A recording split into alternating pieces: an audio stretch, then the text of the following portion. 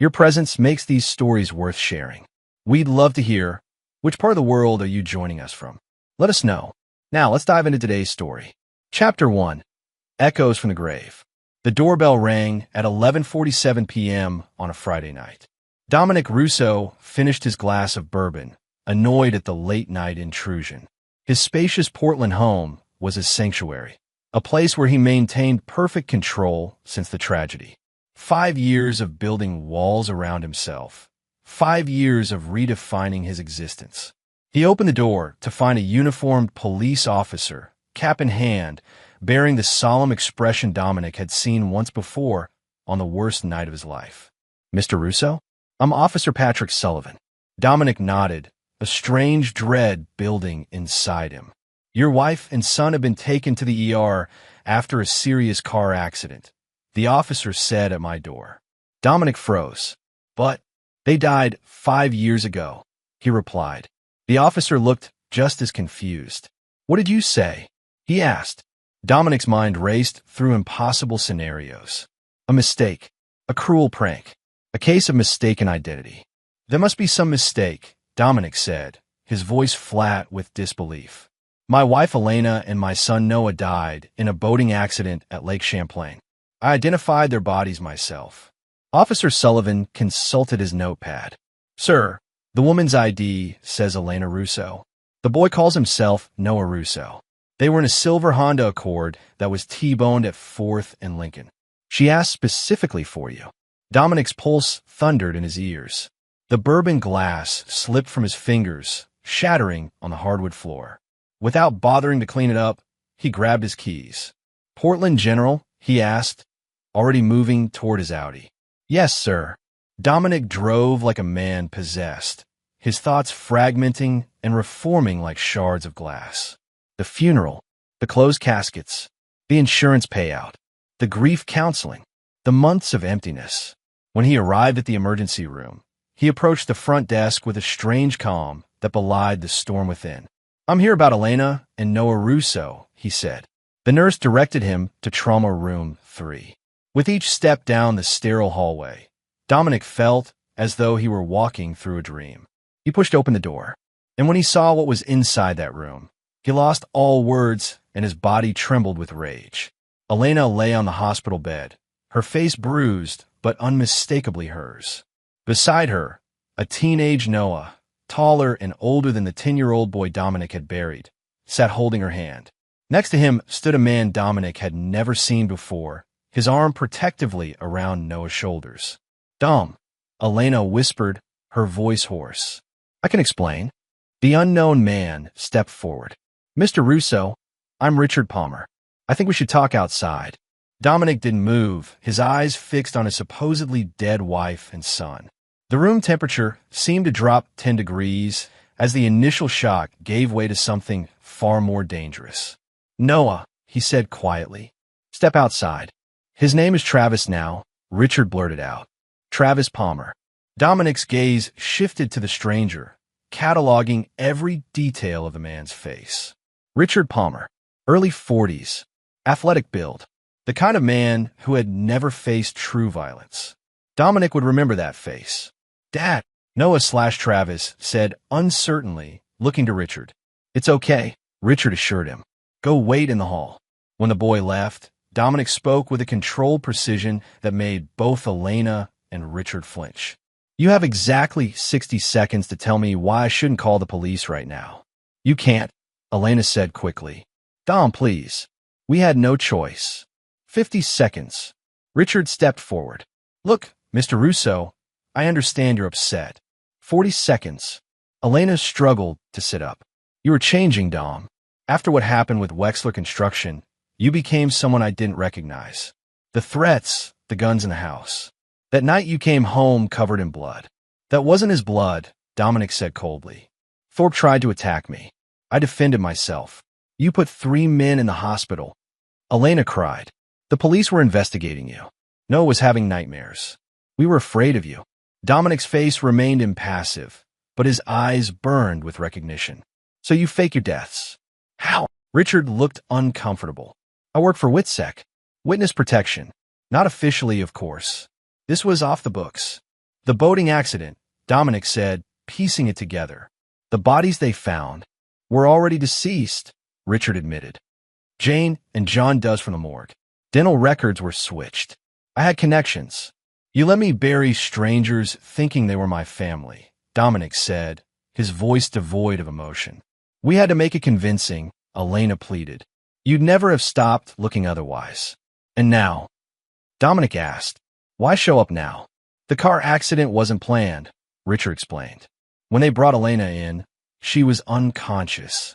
Travis, Noah, gave the doctors his real name in a panic. The hospital found your contact information as next of kin. Dominic nodded once, processing all of this with disturbing calmness. Dom, Elena said, reaching for his hand. I know this is a shock, but maybe this is a second chance. We could. Dominic stepped back from her touch. Does he make you happy? He asked, gesturing toward Richard. Elena hesitated, then nodded. Good, Dominic said, because from this moment forward, you're both truly dead to me. He turned and walked out, passing Noah in the hallway without a glance. The boy called after him, but Dominic didn't stop or turn around. In his car, Dominic sat perfectly still, hands resting on the steering wheel. He felt a strange clarity washing over him. For 5 years, he'd channeled his grief into building his security consulting business, Defense Protocol, becoming one of the most respected and feared names in the industry. 5 years of mourning ghosts who were living comfortably with new identities. 5 years of nightmares and therapy and blame. Dominic started the engine his decision made. They would all pay for this betrayal. Not quickly, not obviously, but thoroughly. He pulled out his phone and dialed a number he hadn't used in years. It's Russo, he said when the line connected. I need your services. It's about a resurrection. Chapter 2, The Buried Truth. Dominic's private office at Defense Protocol occupied the entire top floor of a nondescript building in downtown Portland. Floor-to-ceiling windows offered a panoramic view of the city, though the glass was specially treated to prevent outside surveillance. This had been his domain for 3 years, built from the ashes of his previous life. Lydia Hayes, his executive assistant, looked up from her desk as he entered. The Yoshida contract is on your desk for final approval. And Dr. Mercer called again about your missed appointment. Dominic ignored both items. Clear my schedule for the next 2 weeks. Family emergency. Lydia raised an eyebrow, but knew better than to pry. In the 4 years she'd worked for Dominic, he'd never once mentioned family. Already done, came a voice from Dominic's office doorway. Felix Novak leaned against the doorframe, arms crossed. At 6'4" with a shaved head and a network of scars across his knuckles, Felix had been Dominic's right hand since they'd served together in Army Special Forces. There was nothing Felix wouldn't do for Dominic, and they both knew it. The hospital records are scrubbed. Felix continued once they were alone in Dominic's office. As far as the system shows, Elena and Noah Russo were never admitted. I called in a favor with Simmons at Portland PD. The accident report lists Jane Palmer and Travis Palmer as the victims. Dominic nodded. Richard Palmer. Tell me. Felix opened his laptop. Richard Andrew Palmer, 44. Former U.S. Marshal assigned to WITSEC until 7 years ago when he went private. Now he provides consulting services to wealthy clients who want to disappear. No criminal record, but several professional complaints. Lives with Elena, now Jane Palmer, and the boy in Seattle. They own a 4-bedroom on Mercer Island. He runs a security firm called Sanctuary Solutions. An appropriate name, Dominic said dryly. There's more, Felix said. The business is struggling. Palmer's made some bad investments. They've mortgaged the house twice. For what I can tell, they're about 3 months from bankruptcy. Dominic's eyes narrowed. So the car accident wasn't just bad luck. They're in Portland for a reason. My guess, they need money. Dominic laughed, a sound without humor. After 5 years, they thought they could just come back and what? Ask for a loan? Felix hesitated. There's something else you should know. Your will was never changed after their deaths. Legally, Elena is still your wife. Noah is still your son and heir.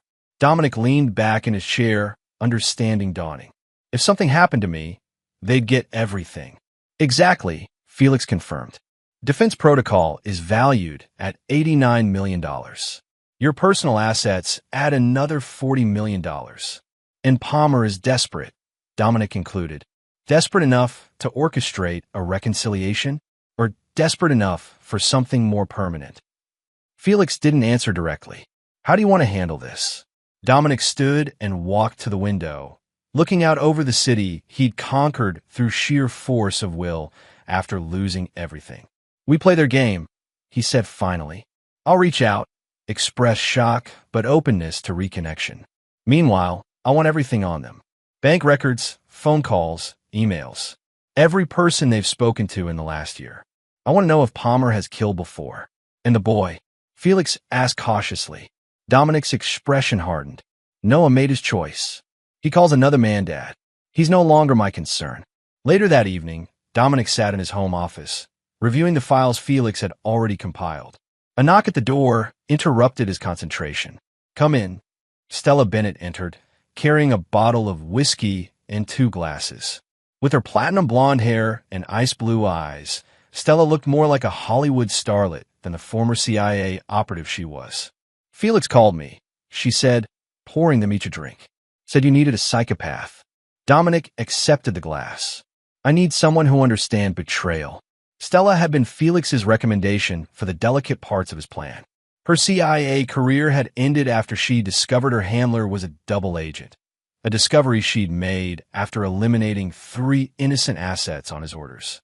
The agency had disavowed her, but Felix had saved her life during the extraction, creating a debt she could never fully repay. Tell me what happened, she said. Dominic recounted the hospital scene, his voice clinical and detached. 5 years, Stella mused when he finished. That's a long time to maintain a lie of that magnitude. Your son would have been 10 when they disappeared, Dominic supplied. 15 now. Old enough to understand what they did, Stella noted. Old enough to be complicit.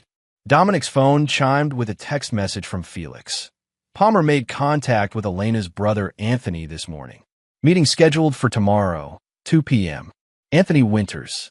Another betrayal waiting to be uncovered. Had Elena's brother known she was alive all these years? Had he mourned with Dominic, knowing it was all a lie? I want you to follow Anthony Winters, Dominic told Stella, showing her the text. I need to know if he was part of this. Stella nodded. And what then? Then we start taking away everything Palmer values, Dominic said. His reputation, his business, his freedom, and finally his family. The same family that was once yours, Stella pointed out. Dominic's eyes were cold as winter. That family died in Lake Champlain 5 years ago. These people are imposters wearing their faces.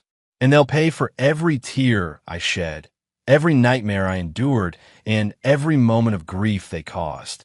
Stella studied him for a long moment. You know, there's no coming back from this path. I'm not looking for redemption, Dominic replied. Just retribution. Chapter 3. Masks and Mirrors. Anthony Winters sat across from Dominic in an upscale Portland restaurant, nervously adjusting his tie. At 42, Anthony had the soft physique of a man who spent more time counting other people's money than working out. As Elena's older brother and a financial advisor, he had helped Dominic invest the insurance payout after the accident. I appreciate you meeting me on such short notice, Dominic said, signaling the waiter for more wine. Of course, Anthony replied, his eyes darting around the restaurant. Though I'm not sure what's so urgent after all this time. Dominic leaned forward slightly. I saw a ghost yesterday, Anthony. A ghost with your sister's face. The color drained from Anthony's features. His hand trembled as he reached for his water glass. I don't know what you're talking about, he stammered. That's disappointing, Dominic said mildly.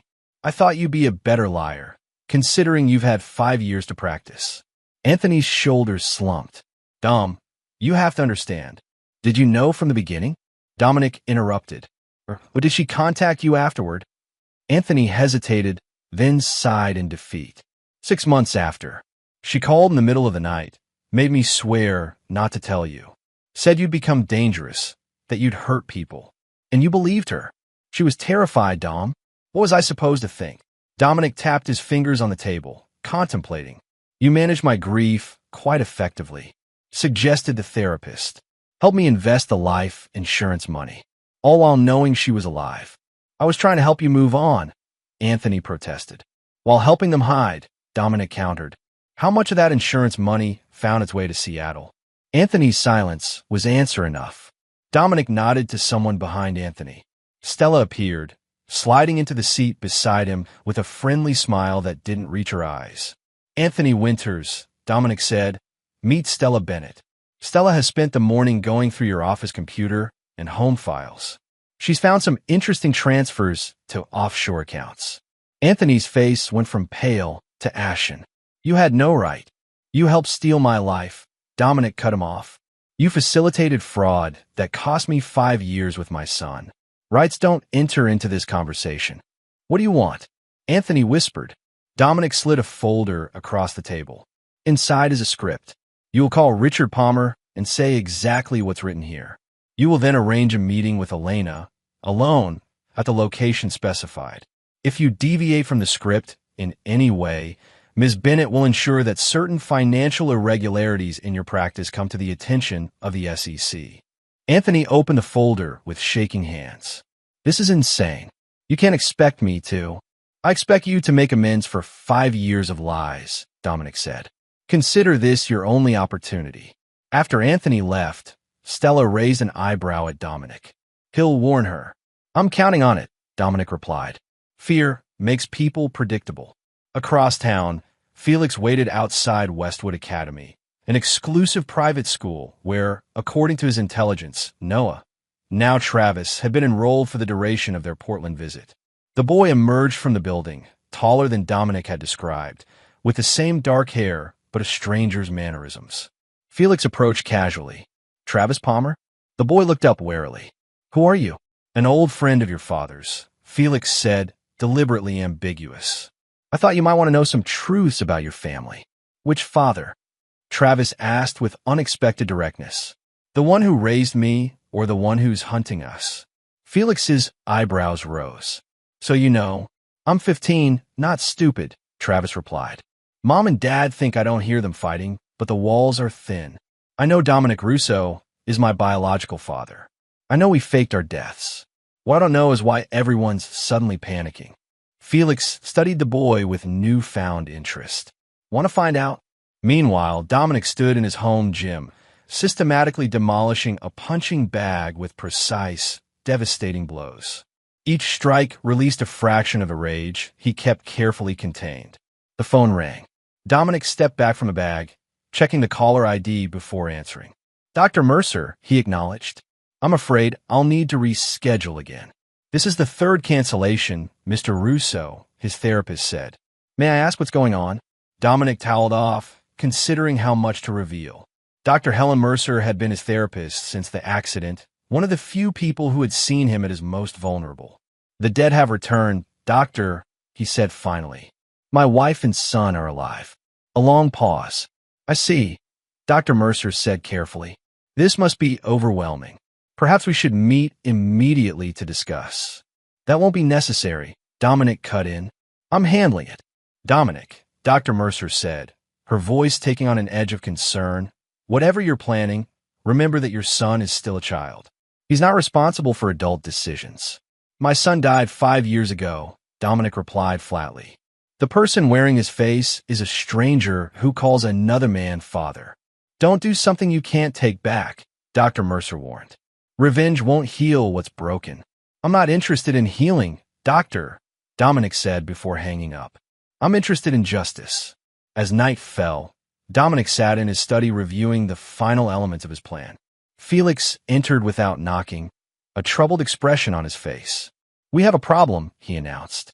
The kid wants to meet you. Alone. Dominic looked up sharply. What do you mean? I approached him outside his school, Felix explained. He knows more than we thought. And he's got questions specifically for you. Absolutely not, Dominic said immediately. He's part of their deception. He was 10 when they ran, Felix reminded him. And now he's caught between two fathers, trying to figure out the truth. The truth, Dominic scoffed. The truth is they left me to suffer while they built a new life. Felix hesitated. There's something else. The kid says Palmer has been acting strange lately. Paranoid. Making phone calls at night. He thinks Palmer is planning something. Dominic considered this information. Set up the meeting, he decided. But on my terms. If the boy wants answers, he'll get them. All of them. Later that night, Dominic received a text from an unknown number. I know what Palmer did to make Mom run. Meet me tomorrow at Laurel Hiss Park. 4 p.m. Come alone. Noah. Dominic stared at the screen. The name, Noah, sending an unexpected pang through his chest. He typed back, I'll be there. As he placed the phone down, Dominic caught his reflection in the window. The man staring back at him was a stranger. Harder, colder, more dangerous than the person he'd been 5 years ago. They had created this version of him with their betrayal. Now they would face the consequences. Chapter 4. Blood Ties. Laurel Hiss Park was busy with afternoon joggers and dog walkers when Dominic arrived, 15 minutes early. He selected a bench with clear sight lines in all directions, noting every entrance and exit path. Felix was positioned on the opposite side of the park, watching through binoculars. Stella had eyes on the Palmer residence, ensuring this wasn't an elaborate trap. At exactly 4 p.m., Noah approached the bench. He wore jeans and a hoodie, hands thrust deep in his pockets, the defensive posture of adolescence. Dominic's chest tightened at how much the boy resembled him. The same set of the jaw, the same intense eyes. You came, Noah said, remaining standing. You used your real name, Dominic replied. Hard to ignore. Noah sat down, leaving space between them. Is it still my real name? Mom says it's not safe to use anymore. That's a question for your mother, Dominic said. Why did you want to meet? Noah stared at the ground. I need to know who you really are. Mom and Richard say you're dangerous, that you hurt people.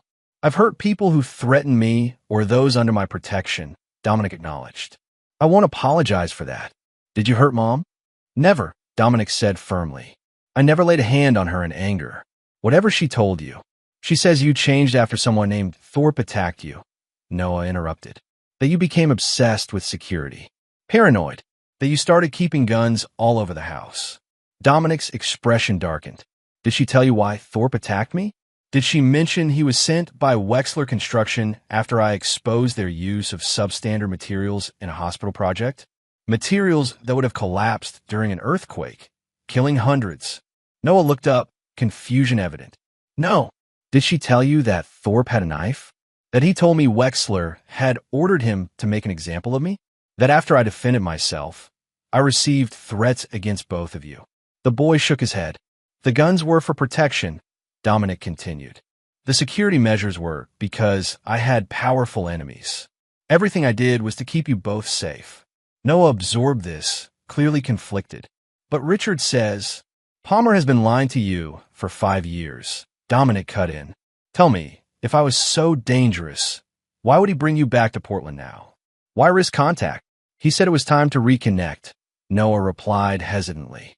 That holding on to the past was unhealthy. Dominic laughed coldly. Palmer's company is failing. He's deeply in debt. Did you know that? You're lying, Noah said, but uncertainty clouded his eyes. Am I? Dominic pulled out his phone, showing the boy financial records Felix had obtained. Sanctuary Solutions is 3 months from bankruptcy. Your house on Mercer Island has 2 mortgages. Meanwhile, I'm worth over $100 million, with your mother still legally my wife. No one pale. You think Richard brought us back for your money? I think Palmer saw an opportunity when his business failed, Dominic corrected. What better contingency plan than a wealthy man who still legally has a family he thought was dead? That's insane, Noah protested. Richard loves us. Perhaps, Dominic conceded. But ask yourself this. If he truly believed I was dangerous, why expose you to that danger now, after 5 safe years? Why not divorce me legally while maintaining your new identities? Noah had no answer, his teenage certainty crumbling under the weight of adult complexity. There's something else, Dominic added. Something you should know about the night before your deaths. What? Your mother was having an affair with Palmer, Dominic said bluntly. I found hotel receipts, text messages. When I confronted her, she denied everything. The next day, you were both dead. Noah stood abruptly. You're trying to turn me against them. I'm giving you facts, Dominic countered. What you do with them is your choice. But ask yourself who really betrayed whom. As Noah turned to leave, Dominic added, "The night you died, I was reading Harry Potter to you. You fell asleep before I finished the chapter. I promised I'd continue the next night. That promise haunted me for 5 years." Noah hesitated, a flicker of recognition in his eyes. "The Prisoner of Azkaban," he said quietly. Chapter 7. Their eyes met, a moment of genuine connection bridging the chasm of years and lies. "My number is in your phone," Dominic said. "If you want the rest of the truth, call me." After Noah left, Felix joined Dominic on the bench. "The kid seems confused. He's been lied to his entire life," Dominic replied. "By the time I'm finished, he'll know exactly who to trust." That evening, Richard Palmer paced their rented condo, furious. "You let him go alone? After everything I've told you about Russo?" Elena watched him with growing unease. Noah insisted, and Dom would never hurt him. "You don't know what Russo is capable of." Richard exploded. "He's not the man you married anymore. These past 5 years have hardened him. Defense Protocol isn't just a security company. They're mercenaries, Elena. They operate in war zones, doing things that never make the news. If he's so dangerous, why did you insist on coming back to Portland?" she challenged. "Why risk exposure?" Richard's expression shifted, becoming guarded. "You know why. It's time Noah knew his real father. After spending 5 years convincing him Dominic was a monster." Elena shook her head. "Something doesn't add up, Richard." Before he could respond, Noah burst in. "Were you sleeping with Richard while you were still married to my father?" The room went silent. Richard and Elena exchanged guilty glances that told Noah everything he needed to know. "Noah, it wasn't like that," Elena began. "Stop lying to me." Noah shouted. "My entire life is built on lies. Dominic showed me proof of everything. The bankruptcy, the mortgages, the timing of our deaths." Richard stepped forward, hand outstretched. "Son, I'm not your son," Noah spat. "And I'm starting to wonder if you ever saw me as anything more than a way to control my mother." "That's enough." Richard grabbed Noah's arm. "Russo is manipulating you. He's a dangerous man who—" "Who what?" Noah demanded, pulling away. "Who exposed dangerous building practices? Who is threatened and attacked for doing the right thing? Or are you going to lie about that too?" As the argument escalated, Noah stormed to his room, slamming the door. Through the wall, he heard Richard's voice rising, Elena's pleading responses, and then a sound he'd never heard before, the sharp crack of a slap. Horrified, Noah crept to his door, opening it a crack to see his mother holding her reddened cheek, tears streaming down her face, while Richard loomed over her. "Look what you've done," Richard hissed. 5 years of planning, ruined because you couldn't control the boy. "Don't touch her again," Noah said, stepping into the room. Richard turned, his expression instantly transforming into contrition. "Noah, I'm sorry you saw that. I lost my temper, but—" "Save it," Noah cut him off. "I'm calling Dominic." "No!" Richard lunged forward, grabbing Noah's phone and smashing it against the wall. "You don't understand what's at stake here." "Richard, please," Elena begged. "You're scaring me." Richard took a deep breath, visibly struggling for control. "I apologize. This situation is complicated. Let's all calm down and discuss this rationally."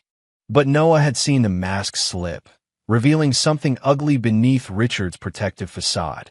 He looked at his mother, seeing the fear in her eyes, and wondered if they'd escaped one perceived danger only to embrace a real one. "I'm going for a walk," Noah announced, heading for the door. "It's dark out," Richard objected. "Better out there than in here," Noah replied coldly. Once outside, Noah walked several blocks before slipping into a convenience store. He bought a cheap prepaid phone with cash he'd been saving, then called the number Dominic had entered in his now-destroyed phone. "It's Noah," he said when Dominic answered. "I need to talk to you again, and I think Mom might be in trouble." Chapter 5. Hidden Agendas. At a nondescript motel on the outskirts of Portland, Dominic waited for Noah to finish his story. The boy sat on the edge of the bed, shoulders hunched, looking younger than his 15 years. "He hit her," Noah concluded. "Then he smashed my phone when I tried to call you. I've never seen him like that before." Dominic's jaw tightened. Whatever his feelings toward Elena, The thought of Palmer striking her ignited a dangerous fury. Has he done this before? Dominic asked carefully. Noah shook his head. Not that I've seen. But he hesitated.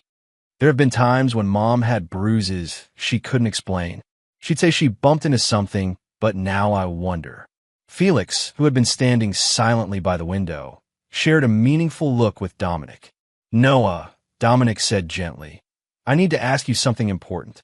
Why do you think Palmer brought you both back to Portland now, after 5 years? He said it was time to resolve the past, Noah replied. That keeping secrets was unhealthy. And when did this change of heart occur? Noah thought for a moment. About 2 months ago, after he lost the Garrison contract. Felix stepped forward. The Garrison contract? Some big security job for a tech billionaire, Noah explained. Richard was counting on it. When it fell through, he started having these intense phone conversations. Late at night, when he thought we were asleep, Dominic's suspicions crystallized. Noah, did Palmer ever discuss my will or estate with your mother? Not directly, Noah said slowly, but I heard him say once that everything would be taken care of if something happened to you. I thought he meant emotionally, but now you're not so sure, Dominic finished. Noah nodded miserably. What if he brought us back to hurt you? The directness of the question hung in the air. Dominic chose his words carefully. I believe Palmer is desperate. Desperate people make dangerous choices. So what do we do? Noah asked, looking between Dominic and Felix. First, Dominic said, we get your mother away from him.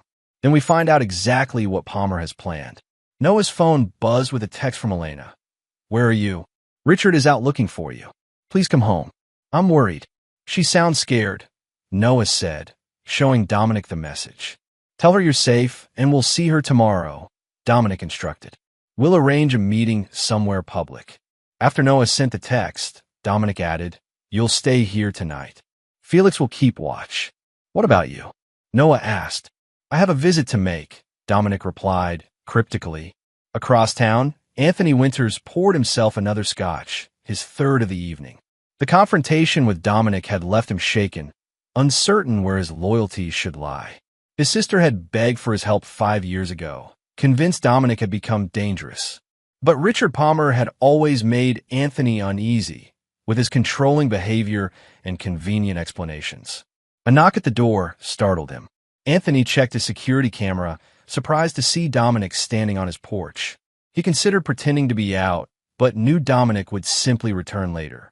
It's late, Anthony said, opening the door just enough to block entry. We need to talk about Palmer, Dominic replied, pushing past him into the house. Anthony sighed, closing the door. I've told you everything I know. Not everything, Dominic countered. You helped launder the insurance money. You've maintained contact with them. What did Palmer tell you about his plans for me? Anthony paled. What plans? Don't insult me, Dominic said sharply. Palmer is broke. He's desperate, and I'm worth more dead than alive to all of you. That's not true, Anthony protested. Elena never wanted your money. But Palmer did, Dominic pressed. What did he tell you, Anthony? That I'd have a convenient accident? That with me gone, Elena would inherit everything as my legal widow. Anthony slumped into a chair. He approached me 6 weeks ago, he admitted, said they were coming back to Portland, that Elena deserved her fair share of what you'd built. And he asked about your will, whether Elena was still the beneficiary. I told him she was. Dominic nodded, unsurprised. Did he mention specifics? How he planned to eliminate me? No. Anthony looked genuinely horrified. I would never be part of something like that. I told Richard it was a terrible idea, that they should just stay away. But he insisted, Dominic surmised. Why? Anthony hesitated. He said someone was pressuring him. Someone dangerous who knew their real identities. Palmer owes money to the wrong people, Dom. This was new information. What people? I don't know, Anthony admitted. But Palmer was terrified. Said if he didn't deliver on his debts, they'd come after Elena and Noah next. Dominic absorbed this, recalculating his approach. Give me your phone. Anthony handed it over without protest. Dominic scrolled through the contacts, finding Palmer's number, and sent a text. We need to meet. Elena doesn't need to know. Tomorrow, 10 a.m., my office. The response came quickly. I'll be there. What are you going to do? Anthony asked nervously. Dominic handed the phone back. I'm going to give Palmer exactly what he wants. The next morning, Stella positioned herself in the coffee shop across from Anthony's financial office, a perfect vantage point to observe Richard Palmer's arrival. She watched as the man checked his surroundings before entering the building, noting his nervous demeanor and the slight bulge under his jacket that suggested a concealed weapon. Target has arrived, she reported to Dominic via her earpiece. He's armed. Expected, Dominic replied from his position inside Anthony's office. Maintain visual on the entrance. No one follows him in. Richard Palmer entered Anthony's office, then froze when he saw Dominic sitting behind the desk instead of Anthony. Where's Winters? Palmer demanded, hand drifting toward his concealed weapon. I wouldn't, Dominic advised calmly. There's a sniper across the street with a clear shot through that window. Felix was force recon. He doesn't miss. Palmer's hand stilled, though his eyes darted to the windows. Sit down, Dominic instructed. We have matters to discuss. Palmer remained standing. I have nothing to say to you. Not even about the people pressuring you. The ones threatening Elena and Noah if you don't pay your debts. That got Palmer's attention. He slowly lowered himself into a chair. Anthony talks too much. Anthony wants to protect his sister, Dominic countered. As do I, despite everything. Palmer scoffed. You expect me to believe that? After she left you? She's still legally my wife, Dominic pointed out. Noah is still my son. Whatever happened between us, I won't let them be harmed because of your poor financial decisions. Palmer studied him warily. What do you want? Information, Dominic said. Who are you in debt to? How much? And what exactly did they ask you to do to me? Palmer seemed to calculate his options before responding. A group called the Artemis Collective. They funded Sanctuary Solutions 3 years ago when we were expanding. I couldn't make the payments. They suggested an alternative arrangement when they learned about my connection to you. Which was? They want access to Defense Protocol's client list, Palmer admitted. Specifically, your government contracts. They believe you have information on certain high-value targets. Dominic raised an eyebrow. And they thought you could get this how? Through Elena, Palmer explained. As your widow, she'd inherit control of the company. With the right guidance, she could provide what they want. After I conveniently disappeared, Dominic added. Palmer didn't deny it. They gave me 3 months. That deadline is in 2 weeks. And if you fail, they'll kill us all, Palmer said simply. They've made that very clear. Dominic leaned back, contemplating this new information. The Artemis Collective was a mercenary group with connections to several foreign intelligence agencies. If they wanted access to Defense Protocol systems, the implications were serious. Here's what's going to happen, Dominic said finally. You're going to tell Elena everything about your debts, about Artemis, about your plans for me. Then you're going to disappear. Alone. She won't believe me, Palmer objected. She will when I show her the recording of this conversation, Dominic replied, gesturing to the tiny camera on the desk lamp. And the bruise on her face will make her particularly receptive to the truth about you. Palmer's expression darkened. You think you can protect them? Artemis doesn't give up. They'll find them, use them to get to you. Let me worry about Artemis, Dominic said coldly. You worry about how far you can run before I decide you're a loose end that needs tying up. Palmer stood, desperation evident in his eyes. You don't understand what you're dealing with. Artemis has resources you can't imagine. So do I, Dominic replied. The difference is I don't hide behind women and children. As Palmer turned to leave, Dominic added, one more thing. If you go near my family again, what Artemis might do will be the least of your concerns. After Palmer left, Stella reported his departure. Target is moving east on foot. Wanted to follow. No, Dominic decided. Let him run for now. We have bigger problems. Felix's voice came through the comm. Noah just called. Palmer returned to the condo, packed a bag, and left after a heated argument with Elena. She's asking to see you. Bring her to the safe house, Dominic instructed. And tell Noah we're moving to Phase 2. Chapter 6, Trust No One. The safe house was a lakeside cabin an hour outside Portland.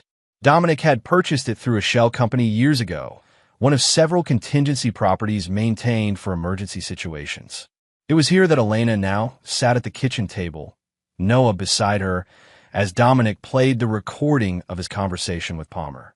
"I don't believe this," Elena whispered, her face ashen. "Richard wouldn't." "The evidence is clear," Dominic said gently. "Palmer was using you both as leverage." Noah put his arm around his mother's shoulders.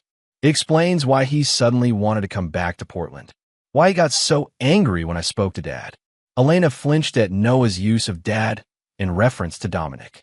"I was so sure you were the dangerous one," she said to Dominic. "After what happened with Thorpe, the weapons, the security systems. I was trying to protect you," Dominic replied. "Wexler Construction had connections to organized crime. The threats were real, and I ran straight into the arms of someone worse," Elena concluded bitterly. "Palmer is a symptom, not the disease," Dominic told her. "The real threat is this Artemis Collective. They won't stop just because Palmer failed." Felix entered the kitchen, his expression grim. "We have a problem. Palmer was just found dead in his hotel room. Single gunshot to the head. Portland PD is calling it suicide." "It wasn't," Dominic said immediately. "No," Felix agreed. "Too clean. No residue on his hands. This has Artemis written all over it." Elena gasped. "They killed him? Just like that?" "Palmer became a liability," Dominic explained. "Artemis eliminated him and will now proceed with an alternative approach." "Which means we're still in danger," Noah realized. "Yes," Dominic confirmed. "But we have an advantage they don't know about. They believe we're adversaries, not allies." Elena looked up sharply. "Are we allies, Dom? After what I did to you?" Dominic met her gaze directly. "We're family. Whatever happened between us, Noah is still my son. I will protect him with my life." "And me?" she asked quietly. "You too," Dominic said after a brief hesitation. Despite everything, that night, Dominic found Noah sitting on the dock, staring out at the moonlit lake. He sat down beside his son, maintaining a respectful distance. "Couldn't sleep?" Dominic asked. Noah shook his head. "Every time I close my eyes, I see Richard's face. The way he looked when he hit Mom. Like a stranger." "People wear masks," Dominic said. "Sometimes even from themselves." "Is that what happened with you?" Noah asked. "After Thorpe?" Dominic considered the question. "I change, yes. When someone tries to kill you, it alters your perspective. But I never hid who I was becoming from your mother. I asked her to trust that everything I did was to keep you both safe. And now I'm exactly who I need to be to protect you from Artemis," Dominic replied. Noah nodded, accepting this. After a moment, he asked, "What was I like before we left?" The unexpected question caught Dominic off guard. "You were curious, always taking things apart to see how they worked. You loved dinosaurs and Harry Potter. You hated Brussels sprouts, but would eat them if I promised you ice cream afterward." Noah smiled faintly. "I still hate Brussels sprouts." "Some things don't change," Dominic agreed, returning the smile. They sat in companionable silence until Noah spoke again. "I'm sorry, Dad, for being part of the lie, for not questioning it sooner." "You were a child," Dominic reminded him. "The adults in your life failed you, not the other way around." Before Noah could respond, Felix appeared at the end of the dock. "We've got movement. Security perimeter breach on the north side." Dominic was instantly alert. "Get Noah inside. Standard protocol." "What about Mom?" Noah asked worriedly. "Stella's with her," Dominic assured him. As Felix ushered Noah toward the cabin, Dominic surveyed the surrounding woods. The security system should have given them more warning unless. "Felix," he called quietly. "Check Stella's last check-in time." Felix consulted his phone. 40 minutes ago. She should have reported in twice since then. Dominic drew his sidearm. "Change of plans. Get to the car. We're leaving now." Inside the cabin, they found Stella unconscious on the living room floor, a dart protruding from her neck. Elena was nowhere to be seen. "Tranquilizer," Felix confirmed, checking Stella's pulse. "She's alive." "Where's Mom?" Noah demanded, panic rising in his voice. Dominic discovered a note on the coffee table. "We have the woman. Exchange her for defense protocol access codes. Instructions to follow. Involve authorities and she dies." "Artemis has her," Dominic told Noah grimly. "But this doesn't make sense. How did they find us so quickly?" Noah's face went pale. Oh no, Mom's phone. She was texting someone while you and Felix were setting up the security system. Ooh, Dominic demanded. I thought it was her friend Christina, Noah said. But what if it was Richard? What if he told them where we were before they killed him? Dominic nodded, the pieces falling into place. Palmer gave them our location as insurance. If he failed, they'd still have a way to get what they want. We have to save her. Noah insisted. We will, Dominic promised. But not by giving Artemis what they want. That would only ensure none of us survive. Felix carried Stella to the couch. What's the play, Dom? We need to take the fight to them, Dominic decided. Make them regret targeting my family. How? Noah asked. Dominic pulled out his phone. By calling in every favor I'm owed. Artemis wants Defense Protocol's resources. Let's show them exactly what those resources can do. Within an hour, Dominic had assembled a virtual war council. 6 faces appeared on the secure video conference. Former military operators who now worked for Defense Protocol on high-risk contracts around the world. Artemis has my wife. Dominic informed them without preamble. I need their Portland operation neutralized within 24 hours. Marcus Reynolds, a former Delta operator who ran Defense Protocol's West Coast Division, spoke first. We've been tracking Artemis for months. They have a compound outside Gresham. Looks like a tech startup campus, but it's a front. Defenses? Felix asked. Standard private security protocol. 20 guards, rotating shifts. Security system by Halcyon. Nothing we can't handle. This is a domestic operation, Dominic reminded them. We need to stay under the radar. Not a problem, Marcus assured him. We have 3 teams within striking distance. We can position them as corporate security consultants conducting a scheduled audit. Dominic nodded. Good. I want eyes on that compound within 3 hours. Full tactical assessment. If they're holding Elena there, I want to know exactly where. As the operators acknowledged their orders, Noah watched with growing amazement. They all work for you? He whispered to Dominic. They work with me, Dominic corrected. Most of them I've served with or saved at some point. Loyalty goes both ways in our business. After the call ended, Felix approached with another concern. What if Artemis isn't holding her at the compound? They could be using her as bait.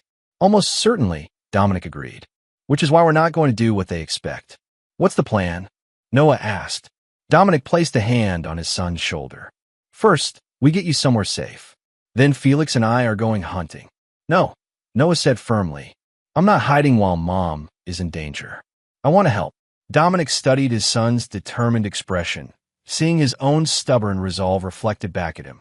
It will be dangerous, he warned. She's my mother, Noah replied simply. And you're my father. I belong with you. Dominic exchanged a look with Felix, who gave a slight nod of approval. All right, Dominic decided, but you follow orders without question. Understood. Yes, sir, Noah agreed, standing straighter. As Felix prepared their equipment, Dominic received a text from an unknown number. Proof of life attached. Instructions to follow. The accompanying photo showed Elena, bruised but alive, holding today's newspaper. They made contact, Dominic told Felix and Noah, showing them the image. Now we wait for their demands.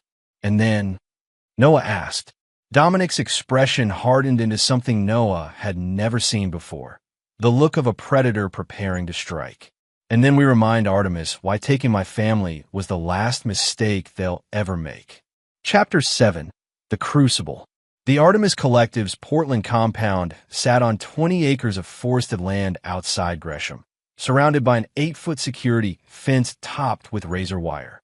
From their observation point half a mile away, Dominic studied the facility through high-power binoculars. Security patrols every 15 minutes, he noted. 2-man teams, rotating clockwise. Felix checked his watch. Marcus and his team should be in position on the east perimeter. Noah, dressed in tactical black like Dominic and Felix, watched the compound with intense focus. In the 6 hours since Elena's abduction, Dominic had given him a crash course in tactical movement and basic weapons handling. The boy had absorbed everything with surprising aptitude. Are we sure Mom's in there? Noah asked quietly. Heat signatures indicate 17 people inside the main building, Dominic replied. 1 person isolated in the subterranean level. That's likely your mother. Felix's earpiece crackled. Marcus reports all teams in position. Ready on your mark. Dominic nodded, then turned to Noah. Remember the plan? You stay with Felix at all times. If I give the evacuation order, you go immediately, no arguments. I remember, Noah assured him. But I'm not leaving without Mom. We all leave together, Dominic promised, though his eyes told a different story, one of calculated risks and necessary sacrifices. Their planning was interrupted by Dominic's phone vibrating. The screen displayed a message from Artemis. Defense protocol access codes to be delivered via secure upload. You have 1 hour. Verification call with Mrs. Russo to follow. Non-compliance will result in termination. They're getting impatient, Felix observed. Good, Dominic replied. Desperation leads to mistakes. He typed a response. Need proof of life via video call before proceeding. The reply came quickly. Video call in 10 minutes. Prepare access codes. Dominic checked his specialized tablet. Marcus, initiate Operation Blacklight. We need a signal trace on the upcoming video call. Copy that. Marcus acknowledged. Triangulation protocols standing by. When the video call connected, Elena appeared on screen, seated in a sterile white room. Her left eye was swollen. A cut on her lip had crusted with dry blood, but her gaze remained defiant. You have 60 seconds, said a modulated voice from off-camera. Are you hurt? Dominic asked Elena. Nothing serious, she replied, her voice steady. Dom, don't give them what they want. They're going to. A hand appeared, slapping her hard enough to snap her head to the side. Noah lunged forward involuntarily, but Felix held him back. That's enough, Dominic said coldly. You've made your point. The access codes, the voice demanded. Upload them now. I need assurances, Dominic countered. Release protocols, exchange location. You're not in a position to negotiate, Mr. Russo. Dominic's expression remained impassive. Neither are you. Defense protocol systems have biometric safeguards. Without my physical presence at a secure terminal, the codes are useless. A pause, then what are you suggesting? A direct exchange. Me for her. I'll provide on-site access once she's safely away. Another pause, longer this time. The Palmer boy comes too. Insurance. Noah straightened, eyes widening. Unacceptable, Dominic replied immediately. The boy stays out of this. Then we have nothing further to discuss. The hand reappeared, this time holding a knife to Elena's throat. Wait, Dominic said. The boy comes with me, but remains outside with my associate until the exchange is complete. After a tense moment, the voice agreed. The south entrance. 1 hour. Come unarmed, or she dies. The call disconnected. Got it, Marcus reported triumphantly. Signal traced to the northeast quadrant of the compound, sub-basement level.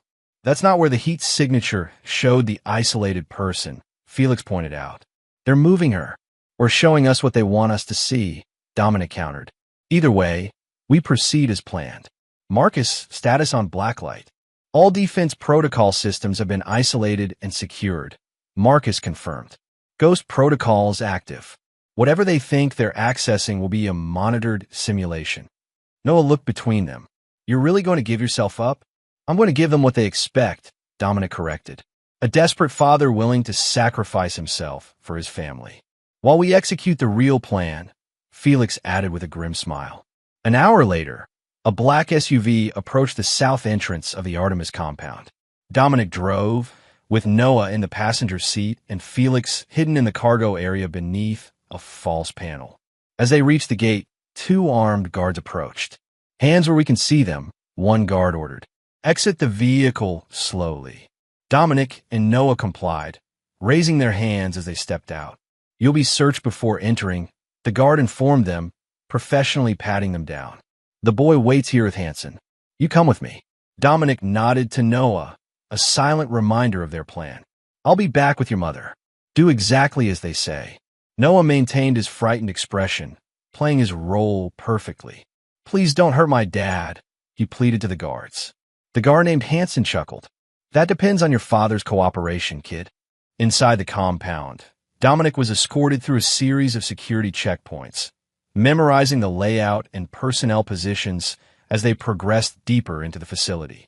They eventually reached a secure elevator that descended to the sub-basement. Mr. Russo greeted a tall, elegantly dressed woman as the elevator doors opened. "I'm Diana Warren, Operational Director for Artemis Portland. Thank you for being reasonable. Where's my wife?" Dominic demanded.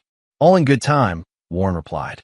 "First, the access codes and biometric verification." She led him to a room containing a computer terminal. "Our technical team has prepared this station to connect securely with Defense Protocol servers. Once you've provided full access, Mrs. Russo will be released." Dominic approached the terminal cautiously. "I want to see her first." Warren considered this, then nodded to an assistant who activated a wall monitor. The screen showed Elena in a different room than before, still restrained but apparently unharmed. "Satisfied?" Warren asked. "For now," Dominic replied, sitting at the terminal. He began typing, entering a complex series of commands that appeared to be unlocking defense protocol systems, but were actually initiating the Blacklight Protocol, a sophisticated Trojan designed to infiltrate Artemis's network while appearing to grant them access. "Our technical team will verify these codes," Warren informed him, signaling to someone off-screen. "Of course," Dominic agreed, continuing his work. As he typed, a tiny indicator in the corner of the screen blinked 3 times. Felix's signal that the external teams were in position. Meanwhile, outside the compound, Noah waited beside Hansen, feigning nervousness as he counted down the minutes in his head. At precisely the arranged time, he stumbled slightly, bumping against the guard. "Watch it, kid," Hansen said irritably. "Sorry," Noah mumbled. "I don't feel so good." As Noah sagged against the SUV, Hansen stepped closer. "Hey, what's wrong with you?" The moment Hansen leaned in, the SUV's rear compartment burst open. Felix emerged in one fluid motion, incapacitating Hansen with a precision strike to the base of his skull. The second guard reached for his weapon, but collapsed as a tranquilizer dart struck his neck. 30 seconds before the camera loop is detected, Felix warned, retrieving their tactical gear from the vehicle. "Mask up." Noah pulled on a ballistic vest and tactical mask as Felix did the same. "Remember," Felix instructed, "stay behind me. Move when I move, stop when I stop." "Got it," Noah confirmed, adrenaline focusing his mind. Felix activated his comm, breaching team, execute. Across the compound, 3 synchronized explosions created diversionary breaches, drawing security personnel away from their primary target, the northeast quadrant where Elena was being held. In the sub-basement, Dominic heard the distant booms and saw Warren stiffen. "What was that?" she demanded. Dominic continued typing calmly. "Probably my team executing Operation Hellfire." Warren's expression hardened. "What have you done?" "Created a diversion," Dominic replied, suddenly striking with lightning speed. He grabbed Warren's wrist, twisting until something snapped, then pulled her against him as a human shield just as armed guards burst into the room. "Hold your fire." Warren gasped, her broken wrist pinned painfully behind her back. Dominic reached under the terminal, retrieving the weapon he'd palmed from Hansen during the initial pat-down, slipped to him by Noah during their stage goodbye.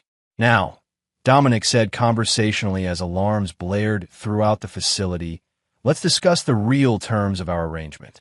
Felix and Noah moved through the compound with practiced efficiency, benefiting from the chaos created by the diversionary breaches. Following Marcus's intelligence, they made their way to the northeast quadrant, encountering minimal resistance as most security personnel responded to the more obvious threats. 2 guards outside target room, Felix reported quietly as they took cover at the end of a corridor. "Noah, remember the flashbang procedure?" Noah nodded, showing no fear despite the gravity of the situation. "Cover ears, close eyes, count to 3. Felix handed him the device. "On my mark." As Felix engaged the guards, drawing their attention forward, Noah rolled the flashbang grenade down the hallway with perfect timing. The disorienting explosion gave Felix the advantage he needed to neutralize both guards without lethal force. "Clear," Felix announced, approaching the secured door. He connected a specialized device to the electronic lock, bypassing the security in seconds. When the door swung open, They found Elena bound to a chair, her eyes wide with shock at the sight of masked figures. "Mom, it's me," Noah said, pulling down his mask as Felix secured the room. "Noah," Elena gasped in disbelief. "What are you doing here?" "Saving you," he replied simply, working to free her restraints. "Dad has a plan."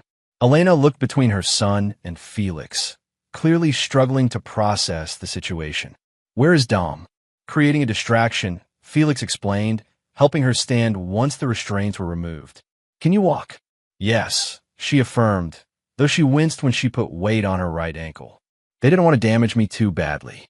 Not until they got what they wanted." "Exit Route Delta," Felix instructed through his comm, package secured, proceeding to extraction point. As they made their way through the compound, Noah supported his mother while Felix cleared their path. They encountered two security teams but managed to avoid direct confrontation thanks to the continued chaos from multiple breaches. Almost there, Felix encouraged as they approached a service exit. "Transport is waiting 200 yards east." "What about Dom?" Elena asked, her concern evident. "Dad can take care of himself," Noah assured her. In the sub-basement, Dominic had turned the tables completely. With Warren as his hostage and the Blacklight protocol successfully deployed, he had access to Artemis's entire security system.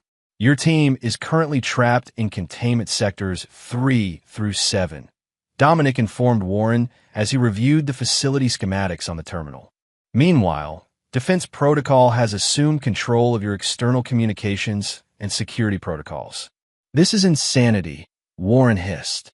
"Artemis has resources worldwide. You can't possibly." "Already have," Dominic cut her off. "While you were focused on me, my teams identified and secured all Artemis data centers across the country. Your operations are now an open book, including your client list, operational procedures, and financial holdings." Warren's face drained of color. "What do you want?" "First, confirmation that my family has been extracted safely," Dominic replied, checking a secure message on his phone. When he saw Felix's confirmation, he continued, "Now for the terms. Artemis will immediately cease all operations targeting Defense Protocol or anyone associated with me. You will transfer all intelligence gathered on my company to a secure server I designate. And you personally will provide a complete list of everyone involved in my family's abduction." "Or what?" Warren challenged, despite her precarious position. Dominic smiled coldly.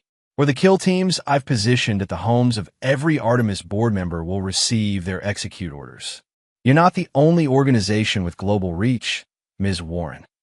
The blood drained from Warren's face. "You're bluffing." "Let's find out," Dominic replied, reaching for his phone.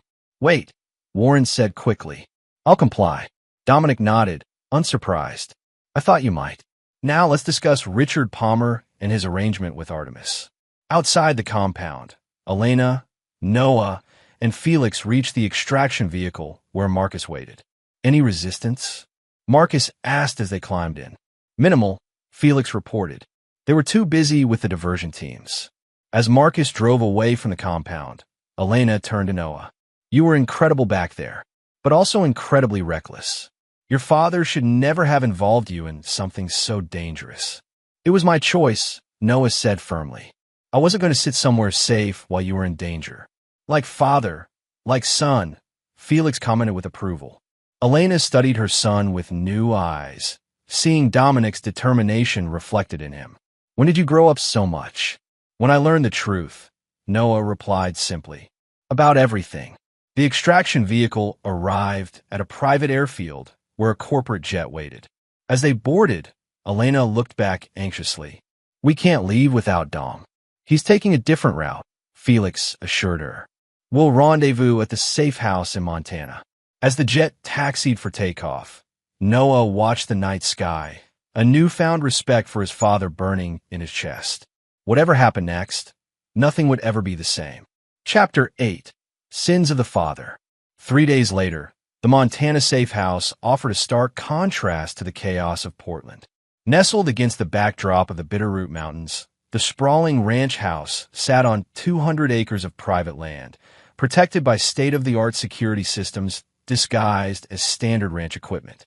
Elena stood at the kitchen window, watching Noah split firewood with Felix. The boy had barely left Felix's side since their escape, absorbing every lesson the former soldier offered in survival and self-defense. "He's a natural," Dominic observed, joining her at the window. "Quick learner. Good instincts." Like his father, Elena said quietly. "I still can't believe you involved him in that rescue operation." "I didn't involve him," Dominic corrected. "I tried to send him away. He refused." Elena turned to face him. "And you couldn't say no to him? Would you have preferred I locked him in a room while we rescued you?" Dominic asked. He needed to be part of it, to take control of a situation where he'd previously been powerless. I understood that need. Elena considered this, then sighed. "When did you get so insightful about parenting?" "When I lost my son," Dominic replied simply. "I spent 5 years imagining all the things I would have taught him, all the conversations we'd never have." The raw honesty in his voice made Elena look away, guilt evident in her expression. "I've done so much damage, Dom. To you, to Noah, all because I was afraid." "Fear is a powerful motivator," Dominic acknowledged. "But so is truth." "It's time for the whole truth, Elena. Everything you haven't told me about Palmer and Artemis." Elena nodded, sitting at the kitchen table. "Richard approached me after the incident with Thorpe. Said he knew people who could help us disappear if things got worse. I thought he was just being kind, offering resources through his work with witness protection." "When did it become more?" Dominic asked. "About a month before we left," Elena admitted. "You were working constantly, dealing with the Wexler fallout." Richard was attentive, understanding. "It was wrong, but I was scared and confused." "And the decision to fake your deaths?" Elena's eyes filled with tears. "That night, when you came home covered in blood. Noah had a nightmare about it. He was terrified. Richard convinced me you were becoming dangerous, that it was only a matter of time before someone came after us to get to you. He had a plan already prepared." "Convenient," Dominic noted coldly. "I know that now," Elena agreed. "But at the time, it felt like our only option. Richard promised a new life, safety, security. When did you realize he wasn't what he seemed?" "Little things at first. His controlling behavior, the isolation from friends. Then larger things, unexplained absences, mysterious phone calls. By then, we were completely dependent on him. I had no money, no identity, nowhere to go. And Noah. Richard was careful with him," Elena explained. "Always the perfect father figure when Noah was watching. It was only in the last year that Noah started to notice the inconsistencies." Dominic absorbed this, his expression unreadable. "And Artemis? When did they enter the picture?" "I'm not sure exactly," Elena confessed. "Richard mentioned new investors in his security company about 3 years ago. His behavior changed after that. More secretive, more anxious. Then 2 months ago, everything fell apart. The business was failing. Richard was drinking heavily. That's when he suddenly decided we needed to reconnect with you." "For my money," Dominic concluded. "That's what I thought at first," Elena agreed. "But now I wonder if Artemis was pressuring him all along, using us to get to you." Dominic nodded, pieces falling into place. Warren confirmed as much. Palmer approached Artemis, not the other way around. He offered them access to defense protocol through you. When his plan to romance the information out of you failed, he suggested a more direct approach. Elena looked stricken. "You mean he planned to kill you all along?" "Initially, he planned to have you reconcile with me, gain access to company information, then disappear again," Dominic explained. "When that proved impossible, Artemis pushed for a more permanent solution. And I led Noah straight into this nightmare," Elena whispered, horror dawning. "Dom, I'm so sorry." "Save your apologies," Dominic said, his voice hardening. "There's something else you need to know. Something Warren told me about Palmer." "What?" "He's alive," Dominic revealed. "The suicide was staged. Palmer made a separate deal with a faction within Artemis. He's in the wind, but with a significant price on his head from both sides now." Elena's face went pale. "He'll come after us. He knows I can identify him, testify about his plans." "Let him try," Dominic said dismissively.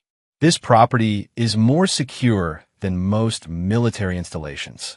Besides, Palmer is a coward who hides behind others. He won't risk a direct confrontation.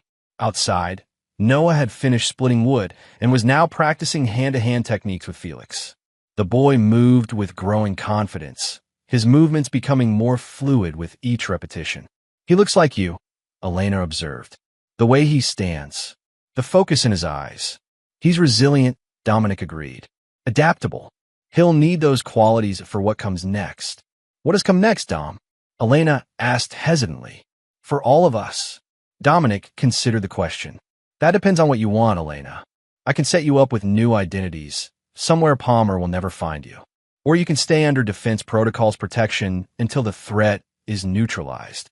And us, you and me." Dominic met her gaze directly. "There is no you and me anymore. That died 5 years ago. Noah is my son, and I will protect him with my life. But you and I are finished." The finality in his voice left no room for argument or hope. Elena nodded sadly, accepting the consequence of her choices. "I understand," she said quietly. "For what it's worth, I truly am sorry, Dom. Not just for leaving, but for believing the worst about you. Believe the worst about Palmer instead," Dominic advised coldly. "He's still out there, and he blames you for his failure." Later that evening, Dominic found Noah on the back porch, staring at the star-filled Montana sky. He sat next to his son, handing him a mug of hot chocolate. "Mom says we need to decide what happens next," Noah said, accepting the drink. "That you offered new identities." "It's an option," Dominic confirmed. "A safe one, especially for your mother." Noah turned to face him. "And me? Would I go with her?" "That would be your choice," Dominic said carefully. "You're 15 now, old enough to have a say in your future. What if I want to stay with you?" Noah asked directly. Dominic felt an unexpected surge of emotion. "You be welcome, but you should know what that means. My life isn't simple. Defense protocol operates in dangerous environments, and Palmer is still a threat." "I'm not afraid of Palmer," Noah stated with conviction. "Not anymore. Fear is useful," Dominic counseled. "It keeps you alert, focused. The mistake is letting it control your decisions." Noah nodded, absorbing the lesson. "Like Mom did. Your mother did what she thought was necessary to protect you," Dominic said, surprising himself with the defense. "Her methods were wrong, but her instinct was understandable." "You're defending her?" Noah asked incredulously. "After everything she did, understanding someone's motives isn't the same as excusing their actions," Dominic explained. "I understand why she ran. That doesn't mean I forgive the deception or the years lost." Noah considered this distinction.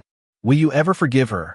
Dominic looked out at the vast Montana sky, stars sharp and clear in the mountain air. "Some betrayals can't be forgiven, Noah. They change who you are at your core. Your mother's choices altered the course of all our lives in ways that can't be undone." "What about me?" Noah asked quietly. "Can you forgive me for being part of the lie?" Dominic turned to his son, seeing both the child he'd lost and the young man emerging from the crucible of recent events. "You weren't given a choice. You were a child following your mother's lead, believing what the adults in your life told you. There's nothing to forgive there." Noah seemed relieved, but still troubled. "I don't want new identities or to run away again. I want my real name back. I want to be Noah Russo." "That might not be safe yet," Dominic cautioned.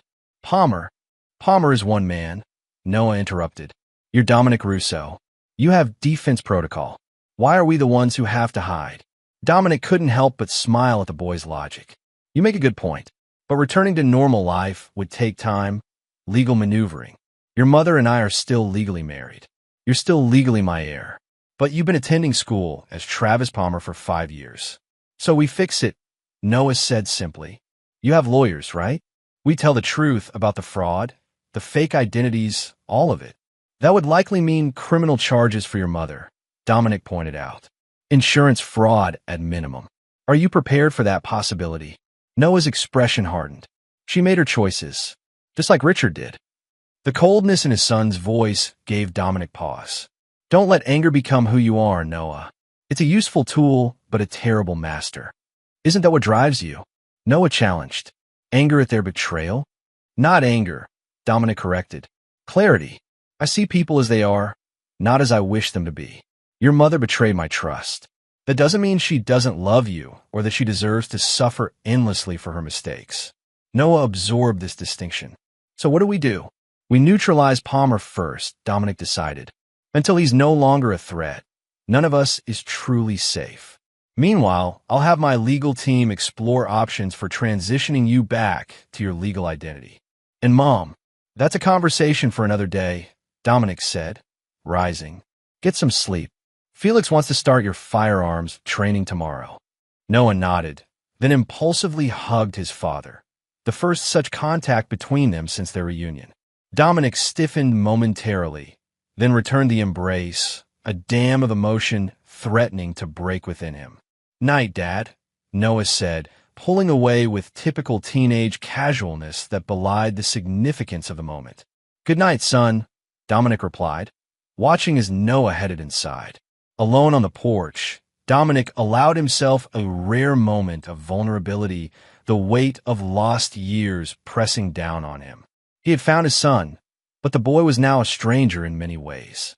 The years of watching him grow, guiding his development, helping him navigate childhood challenges, those were gone forever, stolen by deception and fear. The porch door opened behind him. He's remarkable, Stella said, joining him. Adaptable. Resilient. Good genes, I suppose. What did you find? Dominic asked, shifting immediately back to business. Palmer accessed an offshore account yesterday, Stella reported. Cayman Islands. He withdrew $50,000 and booked a flight to Croatia under one of his aliases. Running, Dominic concluded. Smart move. There's more, Stella continued. Before he disappeared, Palmer made contact with a former Artemis operative named Victor Kane. Extremely dangerous. Specialist in targeted eliminations. Dominic's expression darkened. A contract. Most likely, Stella agreed. The question is, who's the target? You? Elena? The boy? All of us, Dominic surmised. Palmer is desperate and cornered. His only play is to eliminate everyone who can testify against him. What's our move? Stella asked. Dominic's response was immediate and cold. We find Palmer first, and we end this. Inside the house, unknown to either of them, Noah stood in the shadows of the hallway, having returned to ask his father a question. He heard every word of their conversation, his young face hardening with resolve as he slipped back to his room, a plan already forming in his mind. Chapter 9, Blood and Ashes. The trap was set at an abandoned textile factory on the outskirts of Bozeman. Dominic had chosen the location carefully, isolated enough for privacy, structured enough for strategic advantage, and close enough to the ranch to maintain secure communications. Are we sure he'll come? Felix asked, checking the thermal imaging cameras they'd positioned throughout the facility. Palmer's not stupid. He has to know it's a setup. He'll come, Dominic replied confidently. Not because he's stupid, but because he's desperate. The information we've accidentally leaked suggests Elena is here, isolated and vulnerable. His new employers want her silenced before she can testify about Artemis operations. And they want you dead on principle, Stella added, calibrating her sniper rifle in the factory's upper gallery. 2 birds, 1 stone. Dominic nodded. Exactly. Palmer delivers us. He gets paid and receives protection from Artemis retaliation. Felix frowned at one of the monitor displays. Speaking of Elena, she's been trying to reach you. Says it's urgent. It can wait, Dominic dismissed. She's secure at the ranch with Noah and Marcus. Whatever it is, it's not more important than eliminating Palmer. The 3 of them had spent the past week meticulously planning this operation. Intelligence gathered from Warren had confirmed Palmer's connection to Victor Kane, a notorious contract killer formerly employed by Artemis. Within 48 hours of making contact with Kane, Palmer had withdrawn all his accessible funds and disappeared. But Dominic had anticipated this move. Using Felix's connections in the financial world, they had allowed Palmer access to one specific offshore account while freezing all others. They had then leaked information through channels Palmer monitored, suggesting Elena was being relocated to a defense protocol safe house in Bozeman, alone, while Dominic and Noah remained at the ranch. Movement at the east perimeter, Stella reported suddenly, peering through her scope. 2 vehicles approaching slowly, lights off. Dominic checked the thermal imaging. 4 heat signatures in the lead vehicle. 2 in the second. Palmer and Kane plus hired muscle, Felix surmised. Just as expected. Positions, Dominic ordered, checking his weapon. Remember, Palmer is mine. As Felix moved to cover the ground floor and Stella maintained her overwatch position, Dominic activated the remote EMP device that would disable all electronic communications within a half-mile radius. If Palmer and his team followed standard procedure, they would split up to secure the perimeter before moving in, giving Dominic the opportunity to isolate and neutralize them one by one. The first 2 mercenaries entered through the loading dock, moving with the practiced coordination of former military. Stella's rifle coughed twice, the suppressor muffling the shots to little more than quiet thumps. Both men dropped without a sound. 2 down, she reported coldly. The next man entered through a side entrance, more cautious than his predecessors. Felix waited until he passed before emerging from the shadows, dispatching him with brutal efficiency. 3, Felix confirmed. Victor Kane proved more challenging. The contract killer recognized the trap almost immediately, changing tactics to use the factory's infrastructure as cover. He fired a burst of rounds towards Stella's position, forcing her to relocate as he moved deeper into the building. Kane's heading for the central processing floor, Stella warned. He's good, Dom. Former Spetsnaz by his movement pattern. Felix, converge on the processing floor, Dominic instructed. Herd him toward the eastern corridor. As they maneuvered to corner Kane, Dominic watched for Palmer. According to the thermal imaging, the 6th heat signature remained in the second vehicle, engines still running. Palmer staying safely back until the professionals confirmed the target. Coward, Dominic muttered, adjusting his plan. The confrontation with Kane was violent and brief. Caught between Felix and Stella, the skilled operative nonetheless managed to wound Felix with a well-placed shot before Dominic intervened, ending the threat permanently. You okay? Dominic asked Felix, checking the bullet wound in his shoulder. Through and through, Felix confirmed, grimacing. I'll live. Palmer's still out there. Not for long, Dominic replied, removing Kane's radio. He pressed the transmit button. All clear, he said, mimicking Kane's Eastern European accent. Target acquired. Require assistance with transport. After a tense moment, Palmer's voice crackled through the radio. Confirmed. On my way. Dominic positioned himself in the shadows near the main entrance, weapon ready. When Palmer entered, moving cautiously despite the all clear, Dominic allowed him to advance deep into the trap before speaking. Hello, Richard. Palmer froze, then spun around, raising his weapon toward the sound of Dominic's voice. Before he could fire, Dominic stepped forward, his own gun already aimed center mass. I wouldn't, Dominic advised coldly. Drop it or die where you stand. Palmer hesitated, calculation evident in his eyes. You won't shoot me, Russo. You need me alive to testify against Artemis. Warren already gave us everything we need, Dominic countered. You're just a loose end now. Despite the gravity of his situation, Palmer maintained his composure. If you kill me, you're no better than the monster Elena always said you were. I never claimed to be better, Dominic replied evenly. But I am smarter. Your team is dead. Your escape vehicle has been disabled, and your new Artemis friends have already disavowed you. Palmer's confidence wavered slightly. You're bluffing. Check your phone, Dominic suggested. The EMP is localized. You should have reception by now. Palmer glanced at his phone, color draining from his face as he read something on the screen. This is a mistake, he said, his voice less certain. We can make a deal. I have information. The only deal available is this, Dominic interrupted. Surrender now. Testify against your Artemis contacts, and I'll let the legal system determine your fate instead of ending you right here. Palmer seemed to consider this offer, then suddenly lunged to the side, firing wildly as he dove for cover. Dominic returned fire with precision, catching Palmer in the leg, dropping him to the floor. Bad choice, Dominic said, approaching the wounded man. But predictable. Palmer clutched his bleeding leg, hatred burning in his eyes. You think this ends with me? Artemis has resources you can't imagine. They'll come for all of you. Elena, the boy, everyone you care about.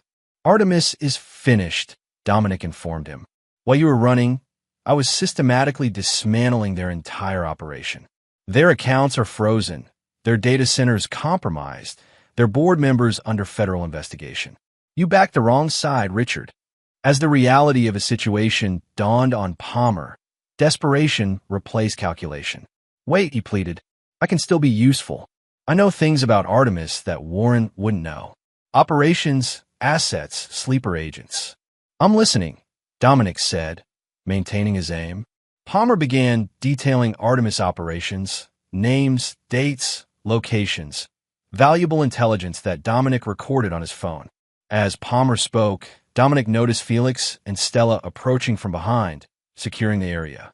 That's everything I know, Palmer concluded, sweat beading on his forehead from pain and fear. Now what? Now you face justice, Dominic replied. For fraud, kidnapping, conspiracy to commit murder. The list is extensive. Palmer laughed bitterly. Justice? There's no justice in this world. Russo. Only power and those willing to use it. You know that better than anyone. You're right about one thing, Dominic acknowledged. Power matters, and you've lost yours. Before Palmer could respond, a new voice spoke from the darkness. Is that him? Is that Richard? Dominic turned, shocked to see Noah emerging from the shadows, a determined expression on his young face. Noah, Dominic exclaimed. What are you doing here? You should be at the ranch with your mother. Mom's the one who told me where to find you, Noah replied, eyes fixed on Palmer. When she couldn't reach you, she showed me the tracking app on her phone, the one you installed for her protection. Palmer's expression shifted to one of alarm as Noah approached. Stay back, he warned. Your father and I are having a discussion. No more discussions, Noah said coldly. No more lies. With shocking speed, Noah raised a pistol, one he must have taken from the ranch's security office. Before Dominic could intervene, Noah fired twice. The first bullet struck Palmer in the chest, the second in the throat. No, Dominic lunged forward, grabbing the weapon from his son's hands. What have you done? Palmer gasped for breath, blood bubbling from his mouth and neck wound. His eyes locked with Noah's in a final moment of recognition before the light faded from them. Noah stared at Palmer's body, his expression unnervingly calm. He would have kept coming after us. You know that. He would have found some way to hurt us again. Dominic gripped his son's shoulders. This isn't who you are, Noah. This isn't what I wanted for you. You're wrong, Dad, Noah replied quietly. This is exactly who I am. Your son. I protect my family, whatever it takes. Just like you taught me. Felix and Stella exchanged concerned glances as Dominic absorbed the weight of Noah's words. We need to clean this up, Felix said finally, breaking the tense silence. All of it. Dominic nodded mechanically, still processing what had happened. Stella, secure the perimeter. Make sure there are no witnesses. Felix, prepare for disposal. Standard protocol.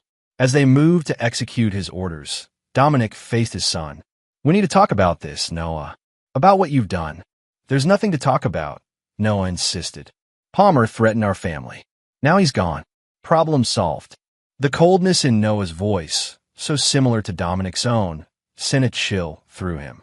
This was the price of his revenge, reflected in his son's eyes. The corruption of innocence, the normalization of violence, the belief that some betrayals could only be answered with blood. This isn't justice, Noah, Dominic said softly. This is vengeance. Is there a difference? Noah asked, genuinely curious. You were going to kill him too. I just did it first.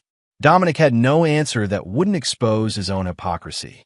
Instead, he pulled Noah into a tight embrace, feeling the boy's body trembling despite his outward calm.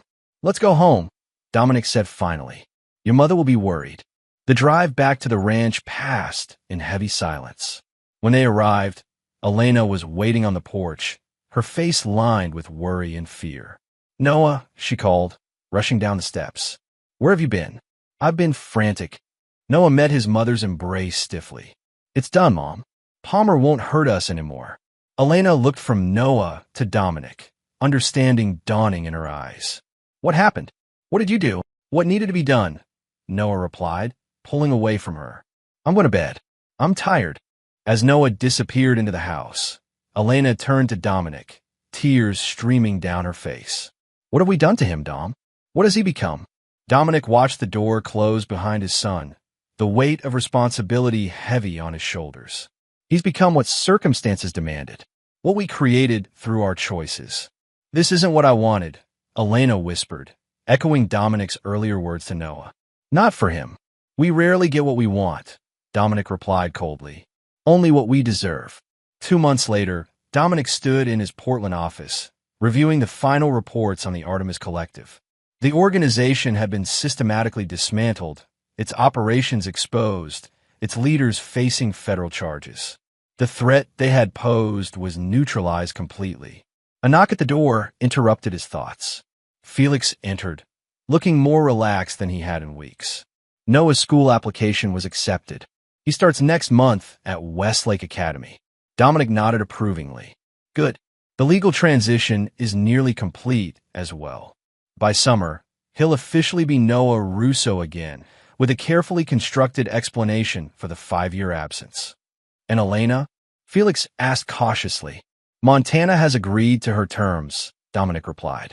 Immunity in exchange for testimony against the remaining Artemis operatives. She'll be relocated afterward. New identity, fresh start. Without Noah, Felix noted. His choice, Dominic confirmed. He's adamant about staying with me, learning the business. Felix hesitated before asking, Are you sure that's wise? After what happened with Palmer. Dominic met his friend's concerned gaze directly. Noah made a choice, one I would have made myself, given the opportunity. I can't condemn him for being my son. But you can guide him, Felix suggested. Help him understand the weight of such choices. I'm trying, Dominic acknowledged. The therapist says it will take time. That trauma manifests in unexpected ways. A small smile touched Felix's lips. You're seeing Dr. Mercer again? Noah is, Dominic clarified. Twice weekly. I join occasionally. Felix nodded approvingly. That's something at least. After Felix left, Dominic turned to the window, gazing out at the Portland skyline. So much had changed in the past months. His son had returned from the dead, only to take a life himself. His wife, soon-to-be ex-wife, would disappear again, this time with his blessing. And he himself had changed in ways he was only beginning to understand. The intercom buzzed. Your son is here to see you, Mr. Russo, Lydia announced. Send him in, Dominic replied, turning from the window. Noah entered, looking more like a typical teenager than he had in months.